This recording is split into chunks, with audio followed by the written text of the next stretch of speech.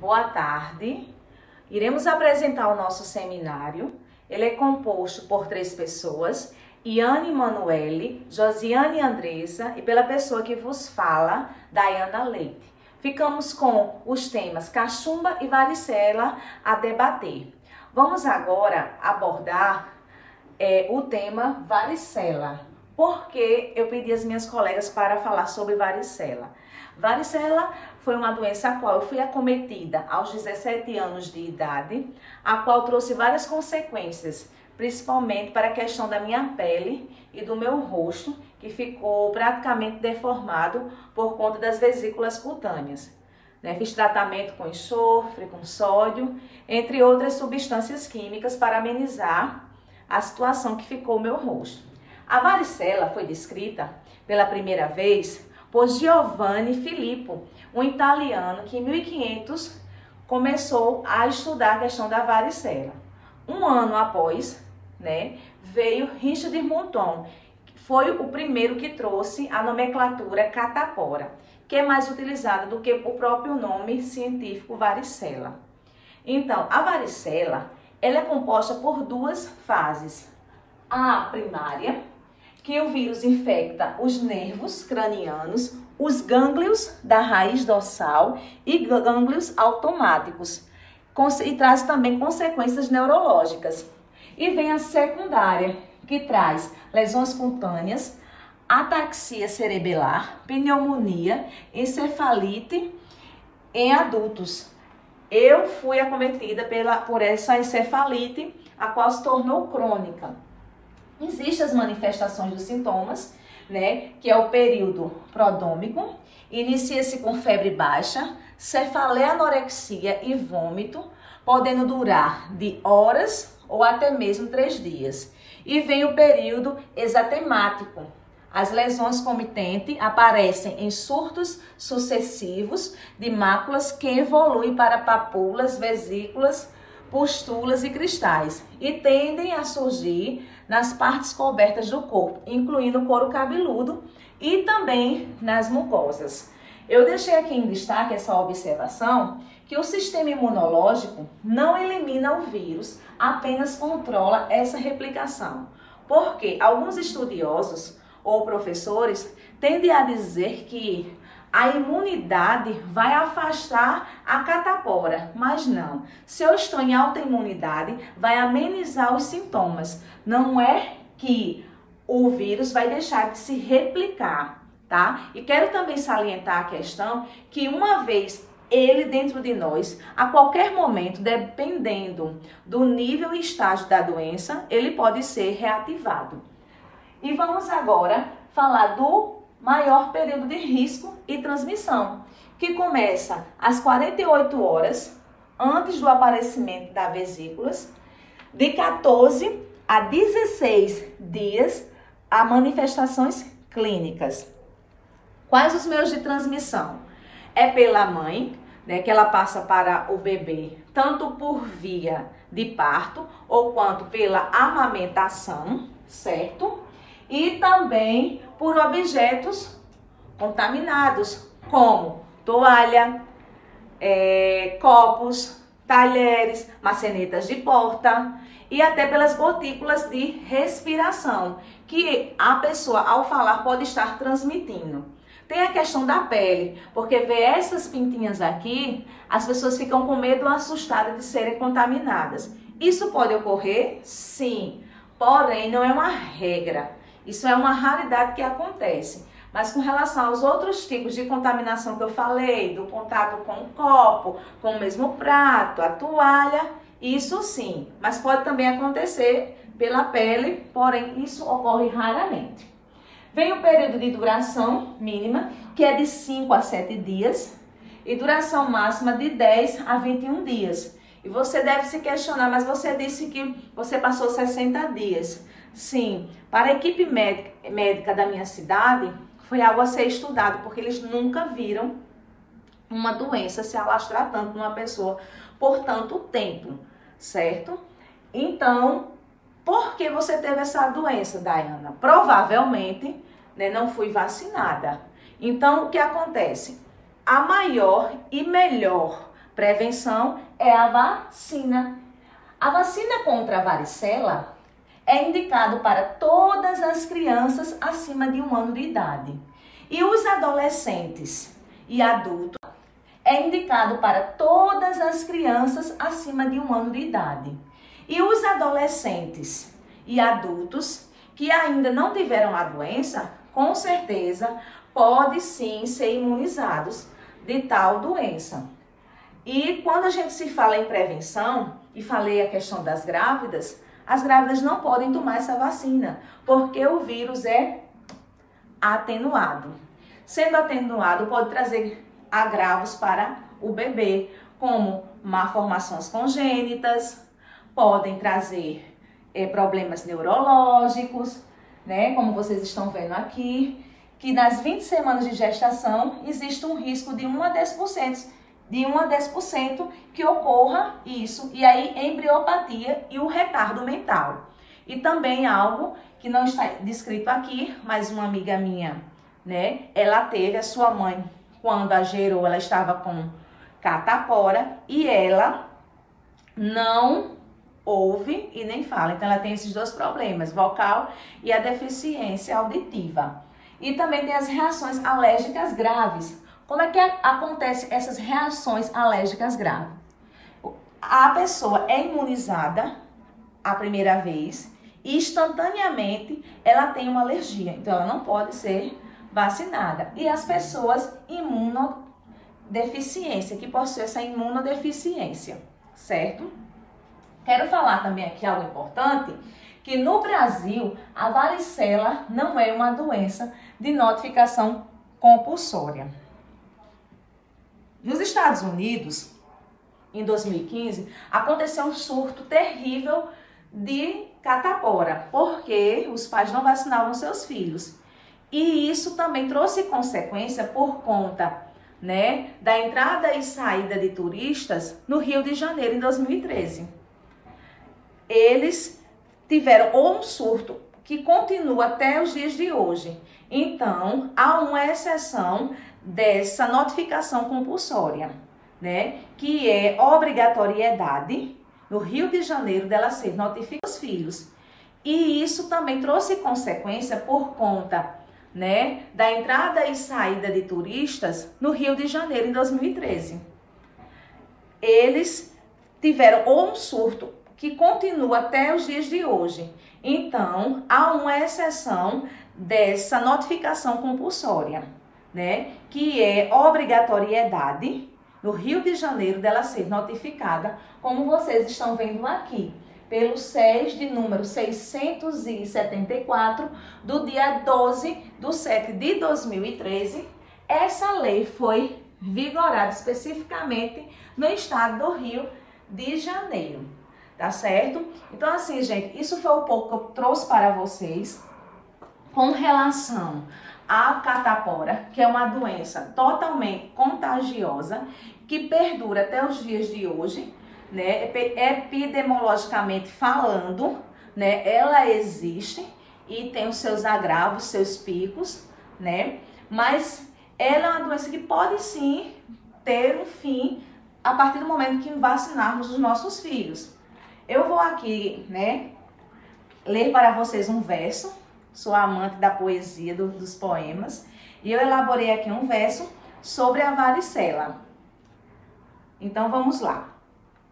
Seja varicela ou catapora, só sei que deu a bexiga, a doença infecto-contagiosa.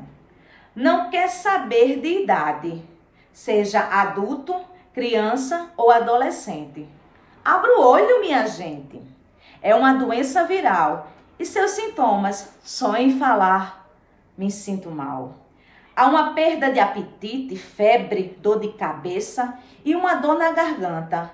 O pior é a sarna, um coça-coça sem parar. Ela é o aviso que a coisa vai piorar. Surge as bolhas na pele, uma irritação para se lascar. Aonde tem mucosa, a danada da bolha quer entrar. No entanto, minha gente, não fique aperreado. Você vai ficar parecendo um queijo coalho. Depois que as lesões formam casquinhas, você fica bonitinha e o vírus não vai ser mais propagado. Após o ciclo natural, o vírus intrigante começa a desaparecer.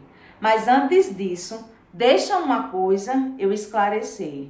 A vacina é importante, tetravalente viral. Não existe outra profilaxia fundamental. Aplica entre 12 meses e 12 anos de idade. E tu, abestado, que nunca teve, também pode ser vacinado. Em vírus de nome estranho, varicela zoster, aparece o ano inteiro. Se enxire, mas entre os meses de agosto e novembro. E deixa você de cama, porque não existe outro tratamento só paracetamol e dipirona. E antialérgico para você ficar quieto. E fica esperto, porque se ela se agravar, pode até matar. Essa foi uma pequena participação falando, né, da catapora, essa doença a qual jamais vou esquecer pela experiência que eu tive. E agora as minhas colegas vão estar falando e esclarecendo sintomas, tratamento sobre a cachumba. Boa noite, pessoal. Meu nome é Josiane e tô aqui para dar continuidade ao trabalho relacionado ao cachumba e varicela, certo? Vou falar um pouco para vocês sobre o que sobre a sintomatologia, sobre esse modo de transmissão e entre outras coisas. Bom, a cachumba, ela também é conhecida como papeira. É uma doença altamente contagiosa e é viral, de forma aguda, onde ela comete principalmente os tecidos glandulares, dando ênfase aqui à glândula parótida, que é aquela das secreções produtoras de saliva. Também está relacionada às glândulas submandibulares e sublinguais, aquela próxima ao ouvido, certo? Ela acomete em sua probabilidade crianças e adolescentes na faixa etária escolar ainda. Geralmente pela fase de autoconhecimento, que a criança ela não tem tanta como eu posso dizer, noção em relação a utensílios, a troca de produtos de higiene pessoal, entre outras coisas, certo? A cachumba, ela possui, em sua maioria dos casos, uma evolução benigna, mas quero ressaltar aqui que existem casos raros que podem complicar, evoluir e gerar o óbito. Quando a cachumba não é tratada de forma imediata, os indivíduos que assim são acometidos, ok? Vou falar também agora um pouco sobre a transmissão. A transmissão ela é dada por duas formas, a transmissão direta e a transmissão indireta. A transmissão direta ela está relacionada a secreções respiratórias, como o que? Gotículas e saliva, certo? E a forma indireta ela é acometida por contato secundário, que é aquele relacionado a objetos, utensílios contaminados pela presença de secreções de boca e nariz, que a gente encontra em que garfo, colher, copo, essas coisas relacionado à boca. Na área a gente pode encontrar fraldas, certo? Também temos aquelas mamadeiras, chupeta, entre outras coisas que estão envolvidas. Sim, vale ressaltar que também é encontrada no sangue e na urina. Se em sua forma grave evoluir, pode ser encontrada no sistema nervoso central, que é relacionada ao líquido raquicefalo. pelo líquido cefalorraquidiano, ok?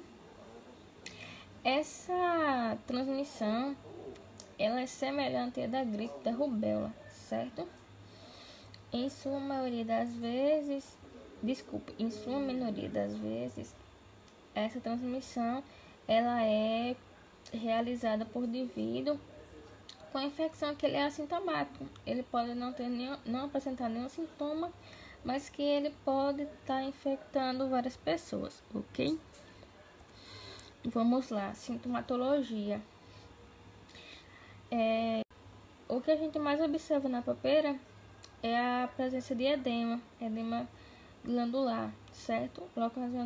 Localizado abaixo da bochecha, ok? A presença de febre também é um sintoma bem característico. A febre entre o primeiro ao terceiro dia de contágio. A febre, ela pode divergir entre 39 a 40 graus, certo? Também a presença de cefaleia e mal-estar são bem evidentes nesse período. Bom, o edema glandular, ele atinge o seu volume máximo voltado ao segundo ao quinto dia de sintomas, certo? Vamos lá, vamos entender um pouco sobre a cachumba aqui de uma forma bem resumida.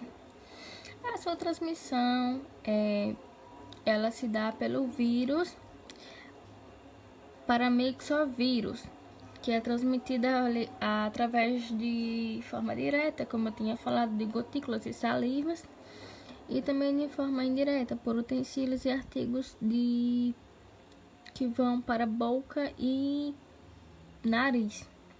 Esses utensílios que a gente utiliza, certo? Principalmente para comer e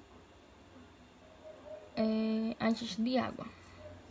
Sobre os seus sinais e sintomas, como eu falei, a cefaleia, a febre, que é bem evidenciada, o edema glandular. Também aqui tem calafrios, presença de calafrios e dores muscular. Desculpa. O que eu achei bem importante aqui é em relação aos cuidados. Se caso a pessoa seja afetada, não deve comparecer à escola nem à instituição de trabalho por pelo menos 9 dias após o início dos sintomas da doença, né? É preciso ainda desinfectar os objetos, contaminá-los com secreções de nariz, boca e garganta do enfermo. A vacinação é recomendada para manter o contato para quem teve contato direto com essas pessoas. Então, assim, falei um pouco para vocês sobre a forma de contato, sobre a sintomatologia e sobre o que a varicela é, certo? E ele agora vai dar continuidade falando sobre diagnóstico, tratamento e sobre outras coisas. Espero que vocês tenham gostado e entendido um pouco sobre a cachumba. Então, pessoal, agora, dando continuidade, vamos falar um pouco sobre o diagnóstico da cachumba. O diagnóstico é basicamente clínico, onde o paciente vai até a unidade de saúde falar com o médico apresentando sintomas. O sintoma mais comum que aparece é a inflamação das glândulas salivares, com um inchaço tremendo e muito doloroso. A cachumba, ela pode vir bilateral ou unilateral, depende da forma que o organismo da pessoa infectada vai reagir. Chegando no médico, ele vai passar exames de sangue. Isso porque o sistema imunológico da gente, ele produz anticorpos para poder combater as infecções. E esses anticorpos circulam no nosso organismo. Caso o paciente esteja com cachumba, o exame vai mostrar que os anticorpos estão sendo produtivos para combater o vírus. Entendeu? Então, o tratamento não é específico. Não existe nenhum tipo de antiviral para a cachumba. O que é recomendado para o paciente com diagnóstico é muito repouso, tomar muito líquido, seguir com a quarentena certinha. O que a gente pode estimular ele é um analgésico para dor e um anti-inflamatório para controlar a inflamação das glândulas. Isso ele vai sentir muita dor e vai ter muita febre, então vai ajudar bastante. Pessoal, a questão da prevenção, a única que temos para a cachumba é a vacina. A vacina é a tríplice viral, que protege contra o sarampo, a cachumba e a rubéola. E a vacina tretaviral é um adicional que vai proteger contra a varicela, que é popularmente conhecida como catapora, bexiga, aqui no nosso interior, nos nossos interiores. O Ministério da Saúde, ele adverte que crianças até 9 anos tomam uma dose de tríplice viral aos 12 meses e uma dose de tretaviral aos 15 meses. Adolescentes de 10 a 19 anos tomam 2 doses da tríplice viral e sempre a gente tem que verificar a carteira anterior do paciente. Os adultos, a gente inclui de 20 a 29 anos, 2 doses da vacina tríplice viral. E adultos de 30 a 49 anos, uma dose da vacina tríplice viral. Também, esses pacientes podem tomar em clínicas privadas, tá? Agora, eu separei algumas perguntinhas pra gente ver se é mito ou verdade, tá certo? A cachumba pode ter sintomas parecidos com os da gripe ou da dengue? Verdade. Como a maioria das doenças virais, a cachumba pode causar como sintomas gerais inespecíficos, como febre, dor de cabeça, dor muscular, dor no corpo, e pode ser confundida com a gripe ou até mesmo a dengue, certo? Os períodos de maior propagação são o inverno e a primavera? Sim. Por ser um vírus, né, a cachumba tem a propagação facilitada por aglomerado de pessoas. Os períodos da maior incidência são o inverno e a primavera, que favorecem o surgimento de surtos, ok? O paciente não precisa ficar isolado a partir da confirmação do diagnóstico? Minto, tá, gente? É necessário o isolamento do paciente alguns dias para evitar a propagação da doença. Como foi falado na pergunta anterior, que a cachumba é contaminada pelo aglomerado de pessoas. Então, é necessário fazer a quarentena direitinho. Objetos utilizados pela pessoa contaminada precisam ser desinfectados? Sim, gente. Para evitar a transmissão assim da doença, as pessoas que convivem com o paciente que está com a cachumba precisam ter os talheres, os pratos e os copos separados, porque é uma doença contagiosa. Então, obviamente, se ficar utilizando as mesmas coisas, não tendo cuidado, acaba se contaminando. Todas as pessoas que foram vacinadas estão prevenidas da contaminação? Mito. Nem toda vacina, como a gente sabe, é 100% eficaz. Então, a pessoa vacinada pode sim adoecer. Porém, a vacinação é a melhor estratégia para evitar a contaminação do vírus.